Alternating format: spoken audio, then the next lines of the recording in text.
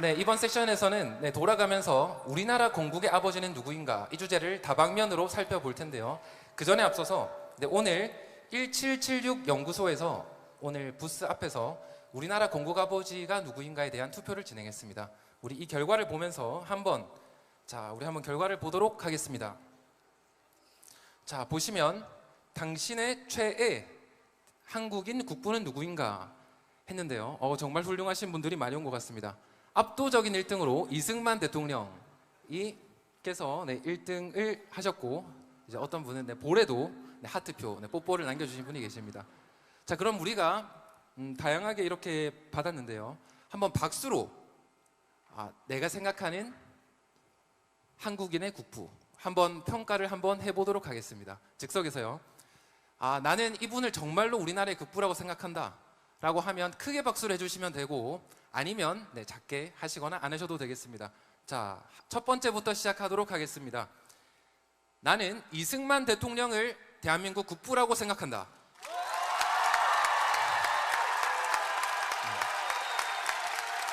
와, 열기가 뜨겁습니다. 나는 백선엽 장군을 우리나라 국부라고 생각한다. 다음, 나는 한경직 목사님을 대한민국 국부라고 생각한다. 다음, 기대가 됩니다. 나는 김구 선생을 대한민국 국부라고 생각한다. 다음, 안창호 선생을 대한민국 국부라고 생각한다. 나는 박정희 대통령을 대한민국 국부라고 생각한다. 나는 서재필 박사를 대한민국 국부라고 생각한다.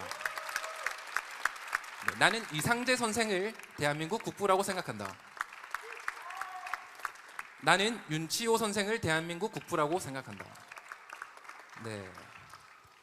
자, 다음으로 두 번째 투표였습니다. 당신의 최애 외국인 국부, 국모는 누구인가입니다. 여기서는 우리 박수로 평가하지는 않도록 하고, 언더우드 선교사님, 아펜젤러 선교사님, 그리고 메가더 장군, 프란체스카 도너리 여사가 이제 가장 많은 표를 받으셨습니다. 자, 그러면 우리가 주제별로 한번 본론으로 들어가 보도록 하겠습니다. 먼저 조평세 박사님께 물어보겠습니다. 미국의 역사에 또 정통하신데, 과연 한국의 건국은 미국과 어떤 관련이 있을까요? 예, 저는 사실은 한국의 건국이, 특히 한국의 건국, 다른 나라 말고요, 우리 대한민국의 건국이 미국의 건국하고 아주 밀접하게 연관이 되어 있다고 생각을 해요. 저는 심지어 우리나라의 국부로 우리 미국의 워싱턴, 조지 워싱턴, 토마스 제퍼슨, 존 애덤스, 이런 사람들을 우리가 여기고, 우리의 국부로 여기고 그 사람들을 배워야 된다, 이 정도까지도 생각을 합니다. 그러니까 우리의 대한민국의 파운딩 파더로서 미국의 파운딩 파더들을 공부해야 된다, 이렇게까지 생각을 합니다. 예. 그렇다면 대한민국 건국이 추상적인 것보다는 구체적으로 어떻게 실제로 미국의 건국과 그 정신과 관련이 있는지 한번 소개를 부탁드리겠습니다. 네, 일단은 그 당시에 미국의 국부들이 우리가 잘 알고 있는 존 애덤스나 제임스 메디슨, 이런 사람들이 전부 다 나라를 구상할 때 미국만을 위한 나라, 정말 최고의 나라를 구상하면서 생각하지 않으셨어요. 만들지 않으셨어요. 뭐냐면은 가장 최고의 자유민주주의 공화국을 세우겠다, 모든 나라들이 모델로 삼을 만한 그러한 나라를 세우겠다라고 구상을 하셨거든요. 그렇기 때문에 자유민주주의를 채택하고 있는 우리나라는 미국을 모델로 삼아야 되는 것이 그들의 뜻에 따르는 것이죠. 그리고 또 구체적으로 뭐냐면은 우리 대한민국을 세울 때 대표적으로 아까 여기 나왔지만은 이승만 대통령이라든가 또 서재필 박사님, 이런 분들이 전부 다 미국의 건국을 보고 우리나라도 저렇게 돼야 되겠다라고 생각을 하고 나라를 구상하셨거든요. 처음부터. 사실은 이승만 대통령은 한성 감옥에서부터 그랬고, 또 구체적으로는 1919년 3.1 운동이 있은 다음에 필라델피아에서 굳이 모이셔서, 사실 필라델피아에는 한인들도 없었어요. 그런데 굳이 필라델피아에 모이셔서 또 한인 대회를 코리안 컨퍼런스라고 안 하고 굳이 코리안 컨그레스라고 말을 했어요. 그 이유는 미국이 그 필라델피아에서 컨티넨탈 컨그레스, 대륙회의라는 그 대륙회의에서 나라를 구상했던 것을 본따서 코리안 컨그레스라고 이름을 붙인 거거든요. 그런 식으로 미국을 어떻게 해서든 따라가려고 했고, 실제로 미국의 국부들을 연구해서 공부해서 토론을 통해서 어떻게 하면 미국과 같이 그러한 위대한 나라가 될 수 있을까를 연구를 하셨습니다.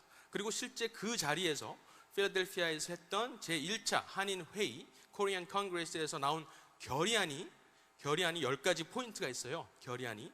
근데 그 결의안에 대부분의 내용이 전부 다 우리는 미국을 따라하겠다 이거예요. 첫 번째가 모든 정부의 권력은 피통치자의 동의로부터 나온다, 이 말을 하는 거예요. 근데 그 말은 많이 들어보셨죠? 우리나라 헌법에 나오는데 그 말이 원래는 어디 나오냐면 미국의 독립선언문 두 번째 문장에 나옵니다. 그것을 그대로 따오신 거예요. 그리고 두 번째는 10가지가 있는데 다 하지 않을게요. 두 번째만 할게요. 두 번째는 우리는 가급적 미국의 모델을 따라서 대한민국을 구상을 하겠다. 그러기 위해서는 뭐가 필요하냐면은 국민 교육이 필요하다. 그래서 우리 정부에 우리 앞으로 생겨날 대한민국이라는 말은 안 했지만은 우리나라의 정부는 국민의 교육에 가장 힘을 써야 될 것이다. 이렇게 말씀을 하셨어요. 그러니까 구체적으로 미국의 건국과 대한민국의 건국은 연관이 있다라고 할 수가 있는 것이죠.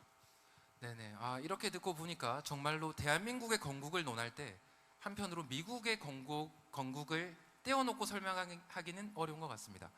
자, 그럼 우리 다음으로는 우리 국제 정치 외교 분야의 전문이신 김지영 교수님께 여쭤보도록 하겠습니다.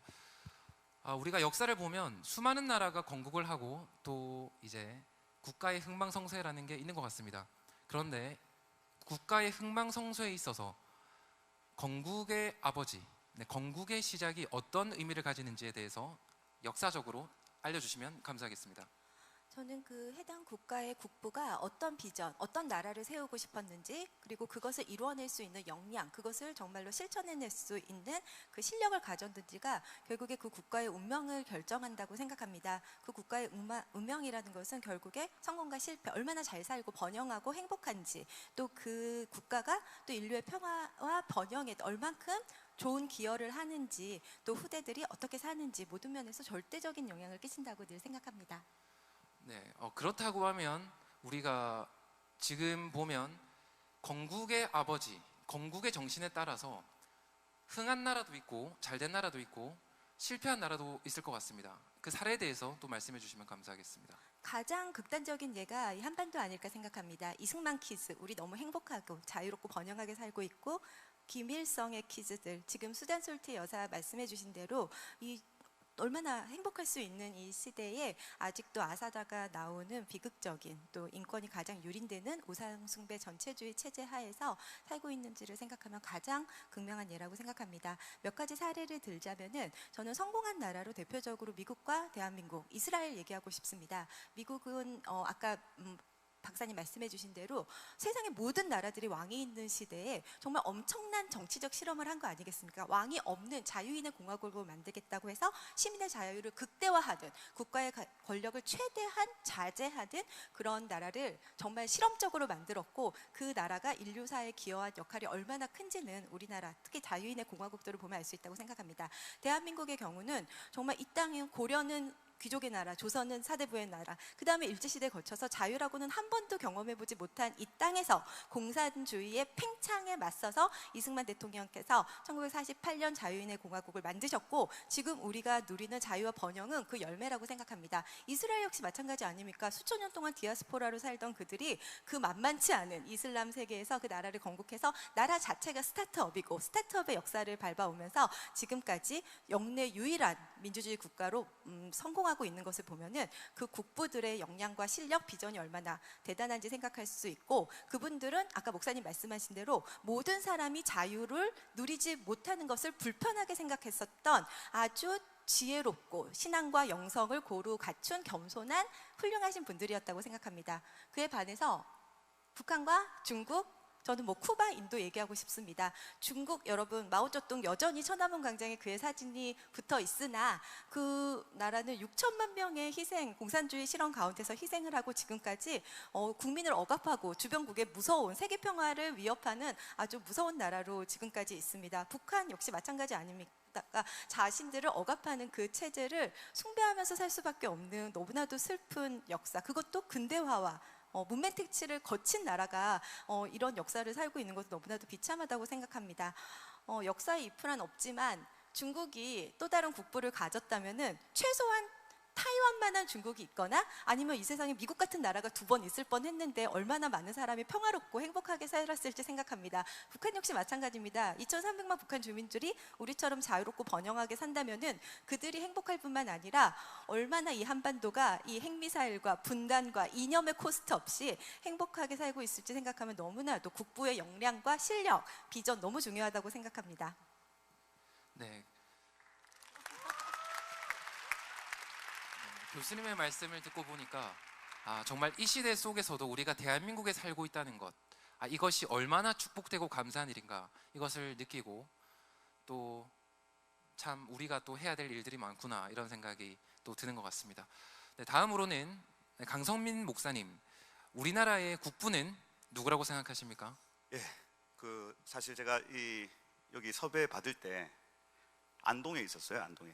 안동에서 도산서원을 걷고 있었단 말입니다. 경치가 너무 좋더라고요. 그때 우리 미나 대표님 전화 오셔가지고 대한민국 국부가 누구냐고 물으시는 거예요. 근데 저희가 그 도산서원을 걸어 다닐 때 뭐라고 했냐면, 근데 그 퇴계 이황이 뭐 했어? 물어봤어요. 근데 우리 일행 중에 아무도 뭘 했는지 잘 모르는 거예요. 근데 여기 보면 1,000원짜리 우리 지폐에 퇴계 이황이 있는 겁니다. 그죠? 근데 이렇게 자주 봤던 얼굴의 사람이 뭐 했는지 기억이 안 나는 거예요. 근데 거기 어르신이 한 분 앉아 계셔서 이 퇴계 이황 선생님 뭐 하셨습니까? 물어봤더니 평민들이 쓰는 한글을 가지고 사람들을 가르쳤대. 그게 참 귀한 일 아니냐 이렇게 하시는 거예요. 그리고 그 귀족들 자제들만 교육시킨 게 아니라 이 일반 백성들 자제들을 교육을 시켰다 하는 거예요. 몇 명이요? 한 200명? 이렇게 하는 겁니다. 자, 그때 그러면 우리 이승만 대통령이 6년 의무교육제 전 국민들을 다 교육을 시키고, 근데 한글, 우리나라 최초로 한글 가로로 쓰기 시작한 분이 존 로스 선교사님입니다. 사실 우리가 전부 세로로 쓰는 한글이었다가 가로로 쓰는 문화가 선교사님에 의해서 이루어진 거죠. 그렇게 했을 때 여기 들어갈 사람은 퇴계 이황이 아니고 율곡이, 여러분 뭐 했다고 기억하십니까? 율곡이 아무도 모를걸. 신사임당 뭐 한 것 같아요. 신사임당. 시 잘 적었대요. 아니 여기 제가 다른 나라들 여기 보세요. 여기 $100에 누구 있습니까? 여기 벤자민 프랭클린. 또 제가 이거 다 준비했단 말이에요. $5에 뭐 있어요? 아브라함 링컨이죠. 그러니 이 나라가 잘 살고, 그 다음에 나라가 이 중요한 가치를 형성함에 있어서 지대한 영향을 끼친 사람이 집회 안에 들어갔습니다. 그럼 우리나라 집회 안에 사실 누가 들어가야 됩니까? 이거 이승만이 본래 들어가 있었단 말이에요. 이게 제가 이거를 G마켓 SSG에서 샀습니다. 네? SSG.com에서 제가 샀어요. 네, 목사님 말씀 듣고 보니까 정말로 우리나라 집회에는 그러니까. 대한민국과 직접적으로는 관련 없는 네. 인물들이 이제로 꽉 차 있는 것 같습니다. 그죠. 이게 이제 제2공화국 윤보선 이후로 바뀌었다 하더라고요. 그리고 박정희 대통령이 완전히 바꿔버린 어떤 그 문화 아니겠습니까? 근데 요새는 집회 잘 안 쓰죠. 그래서 여러분들의 카드에 스티커라도 붙여라. 아멘. 그래서 제가 이제 마지막으로 우리나라 국부가 누구냐 할 때에 성경적으로 아버지의 역할은 에베소서에 나오는데, 너희 자녀를 양육하고 보호하기를 그리스도 우리 아버지께서 하시듯이 해라 이렇게 돼 있거든요. 그럼 아버지는 한 가정의 아버지도 그렇습니다. 아이를 공급하고 이 아이가 자랄 때까지 계속해서 공급해주고 이 아이를 보호해야 되는 책임이 아버지에게 있어요. 그렇다면 우리나라의 아버지는 누구냐 할 때에 이 나라를 공급해주고 이 나라를 보호해주는 부국강병이죠. 그러니 이 일을 한 존재가 바로 아버지가 될 수 있습니다. 그렇다면 가장 먼저 이 일을 누가 했냐 했을 때 사실 이 열방에서 오신 선교사님들이 일을 먼저 하셨죠. 우리나라 아무것도 없을 때 그죠? 우리를 먹이고 우리를 보호해 준 역할을 바로 그 선교사님들이 하셨고, 그죠? 그리고 이 나라의 이승만 대통령, 또 박정희 대통령과 같은 정말 이 하나님이 선물로 주신 그런 분들 때문에 지금 우리가, 그죠? 보호받고 또 공급받고 있다고 생각합니다. 이상.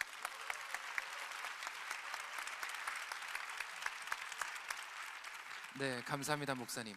네, 다음으로는 장선범 목사님.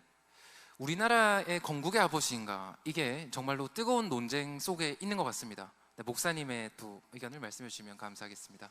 네, 대한민국의 국부가 누구냐 인식하는 문제는 사실 대한민국의 미래를 좌우할 만한 아주 중요한 주제입니다. 역사 인식에 따라서 우리 국민들의 정체성이 달라지기 때문이죠. 대한민국 사회가 이렇게 혼란스러운 이유 중에 아주 중요한 이유 중에 하나가 바로 이 국부에 대한 역사 인식의 차이에서 기인한다라고 저는 생각을 합니다. 이 혼란스러운 이 국부, 아버지가 누구냐, 이 나라의 아버지가 누구냐에 대한 이 논쟁에 있어서 두 가지 문제점을 제가 좀 지적을 먼저 하고 싶은데요. 첫째는 이 정치 지도자들의 왜곡된 역사 인식 문제입니다. 청문회에서 우리 장관 후보를 검증하는 시간에 이승만 초대 건국 대통령을 인정하느냐라고 물었을 때 자기는 인정하지 않는다 라고 답을 한 사람도 장관이 되고 현직 지금도 국회의원을 하고 있단 말이죠. 두 번째 문제는 교육의 문제입니다. 역사 교육이 왜곡되어 있다. 올해 도입된 초등학교 5, 6학년들이 배우는 사회교과서 11종을 이 검정 교과서죠.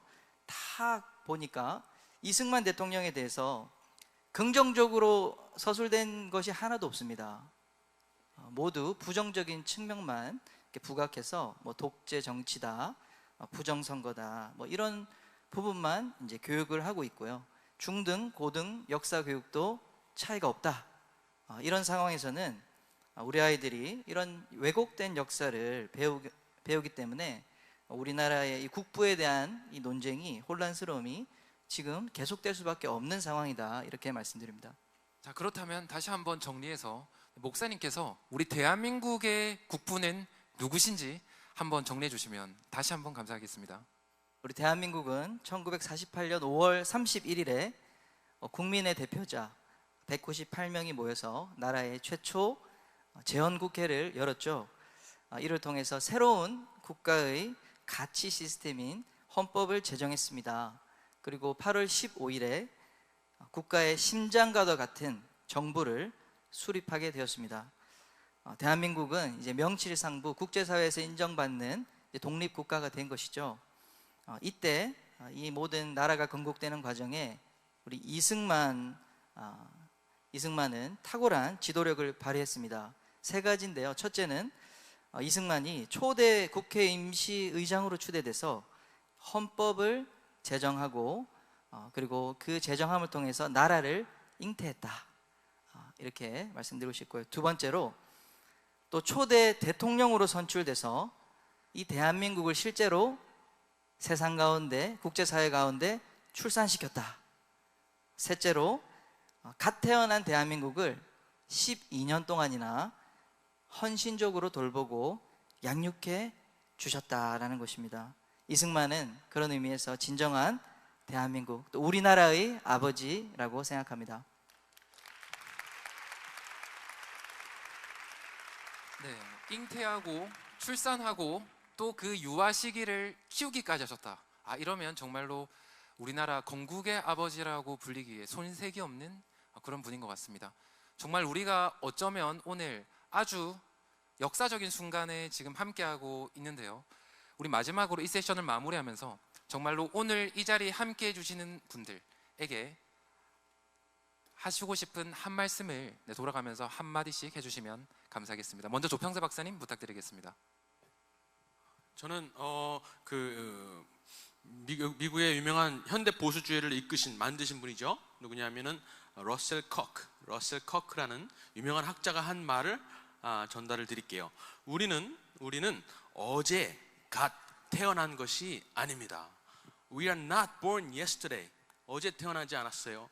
그 전에 많은 선조들, 우리 아버지들의 역사가 우리를 위해서 피와 땀을 흘려서 우리를 지금 우리가 살 수 있도록 만들어 주신 거예요. 그것을 항상 기억하면서 우리가 살았으면 좋겠습니다. 네, 감사합니다. 우리가 이렇게 행복하고 자유롭고 번영한 삶을 사는 거는 우리 선배 세대들, 특히 건국 시대의 그런 신앙의 선배들의 위대하신 비전과 능력, 겸손하신 그런 삶의 자세 때문이었다고 생각합니다. 우리가 어떻게 하느냐가 우리 또 다음 세대의 또 삶과 또 우리 세대가 이 나라가 또 인류 역사, 특별히 북한과 중국을 어떻게 바꿀 수 있느냐를 결정하는 것 같습니다.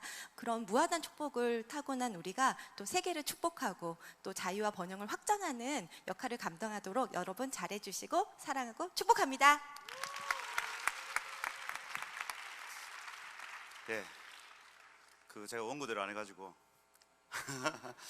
그 마지막으로 하고 싶은 얘기는 저희 국부 안에 사실은 성경적 가치관, 성경적 아버지상이 있었기 때문에 국민들을 공급하고 그다음에 국민들을 보호했을 거라 봅니다. 그렇다면 여기 계신 우리 모두가 그 성경적 가치관, 성경에서 자녀는 어떻게 해라, 어미는 어떻게 해라, 아버지는 어떻게 해라, 그걸 계속 가르친단 말이에요. 그러면 우리의 삶의 자리에 돌아가서 그 삶을 살아내는 게 애국이요.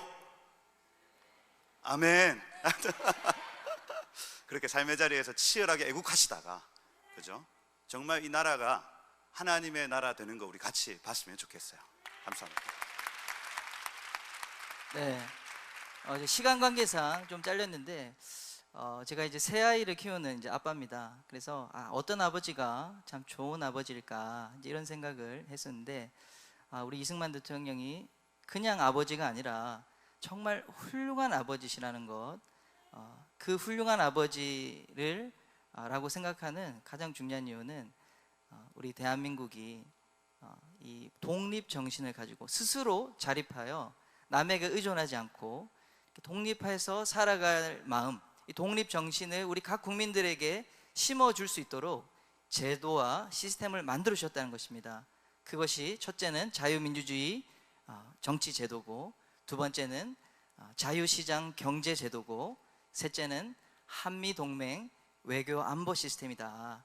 그래서 이것을 통해서 대한민국 국민들이 스스로 살아갈 수 있도록, 그래서 우리가 자녀들을 스스로 독립해서 살아갈 수 있게 만드는 것이 좋은 아버지인 것처럼 우리 이승만 우리 대통령께서 이런 귀한 아버지의 역할을 해주셨고, 우리가 이제는 그 독립 정신을 가지고 우리 다음 세대에게, 또 아직까지 자유가 없는 저 북한 땅에 이 복음 뿐만 아니라 우리 자유를 계속해서 심어주고 전달해 줄 수 있는 우리들이 되자. 네, 그것으로 말씀 마치겠습니다. 네, 우리가 오늘 이 시간을 통해서 우리는 어디에서부터 왔는가, 우리의 뿌리는 무엇인가, 대한민국의 뿌리는 무엇인가, 이거를 기억할 수 있고 대한민국의 역사, 뿌리를 바로잡을 수 있는 모두가 되었으면 좋겠습니다. 저희는 여기서 인사드리겠습니다. God bless you, God bless Korea, God bless America. 여러분 감사합니다.